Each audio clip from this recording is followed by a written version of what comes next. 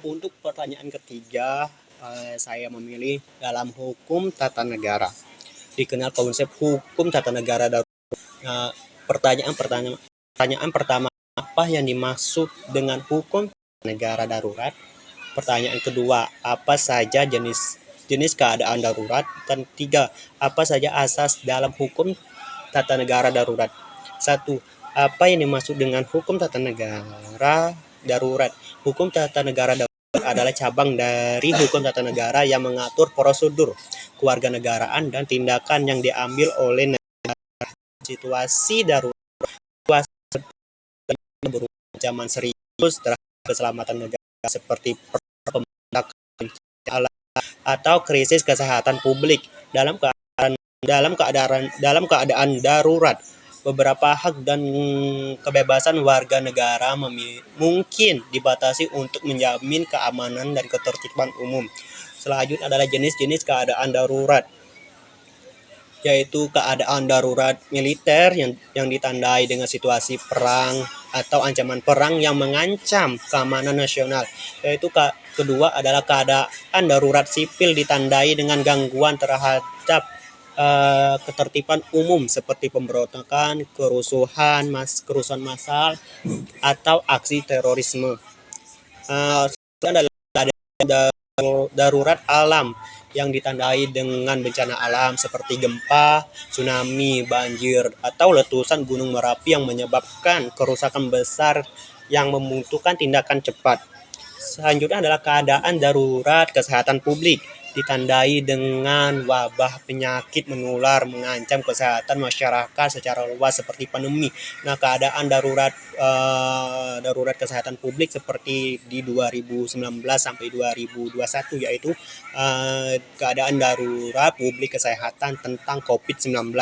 Selanjutnya adalah keadaan darurat ekonomi yang ditandai dengan krisis ekonomi yang parah seperti hiperinflasi, kelangkaan barang pokok atau krisis keuangan. Nah, pada zaman Covid kemarin kan kelangkaan barang seperti masker atau contohnya masker melakukan kelangkaan barang, masker, belanja-belanja atau barang-barang gitu kan. Ya, yang penting untuk pada zaman Covid kemarin, kelangkaan barang juga semakin meningkat dan itu juga memungkinkan penjualan menaikkan harga penjualan tersebut.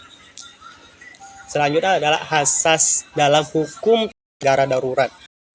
Asas ini adalah asas legalitas atau legalitas, prinsip atau asas legalitas, yaitu legalitas prinsip, yaitu semua tindakan harus memiliki hukum yang jelas. Tidak ada tindakan yang boleh dilakukan di luar kerangka hukum yang ditetapkan.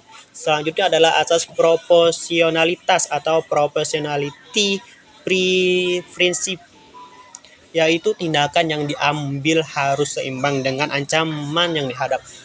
Perbatasan hak warga negara harus sesuai dengan kebutuhan untuk mengatasi keadaan darurat dalam keadaan darurat tersebut dan tidak boleh berlebihan. Selanjutnya adalah asas necessity, yaitu tindakan yang diambil harus benar-benar diperlukan untuk mengatasi keadaan darurat tersebut.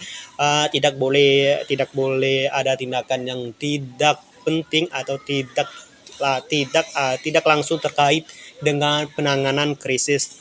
Selanjutnya adalah asas temporer, yaitu keadaan darurat bersifat sementara. Semua tindakan darurat harus dihentikan secara segera setelah darurat berakhir. Negara harus kembali ke keadaan normal dengan segera. Selanjutnya adalah asas pengawasan atau supervision prinsip, yang berarti semua tindakan yang diambil selama tindakan darurat harus diawasi dan dikendalikan oleh negara-negara yang dikembalikan oleh lembaga yang berwenang seperti parlemen atau lembaga yudikatif untuk mencegah penyalahgunaan kekuasaan.